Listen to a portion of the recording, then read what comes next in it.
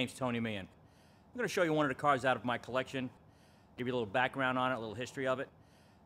I grew up around race cars. My whole life, I was around race cars. From as little as I can remember, I was at the shop around my father's feet. I would cry to go to work with him just so I could be around the race cars as a kid. My dad made a living building race cars, drag racing. This is one of the cars that he bought new in 1958. Drove the car on the street for a couple of years, did a little street racing, which was illegal, but back in the 50s and early 60s, there was big money in it. He made a business out of doing it, fixing other people's cars. You go out there and beat them, and then they want to come and beat you, so they got to spend more money to beat you. This car was in the early 60s, switched over to go NHRA drag racing in the gas classes, with a blower on it back then. It wasn't quite as pretty as it is now, but over the years, the car was sold.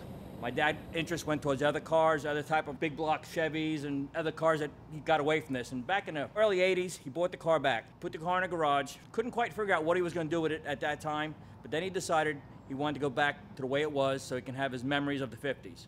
We restored the whole interior back to the way it would have been in 1958. Really, there's nothing modified in here other than a couple extra gauges. The real nice part about this car, it's got a convertible top. We have the hard top for it as well. It's a really cool car to drive. Running down the street, you stop at a traffic light, people have to take a double take when they hear it coming and they look at you and they, what is that? And you get thumbs up from everybody you drive by. When this car was new, it actually had a fuelie engine in it, which my dad took out, put carburetors on it through the years. Then he went to a blower setup. Now this is not exactly the same blower we had back in the 60s, because at that time we had mechanical fuel injection, which is kind of hard to drive on the street right now, and we kind of drive the car on the street a little bit here and there. Basically, we went to a couple Holley carburetors to make it a little more drivable on the street.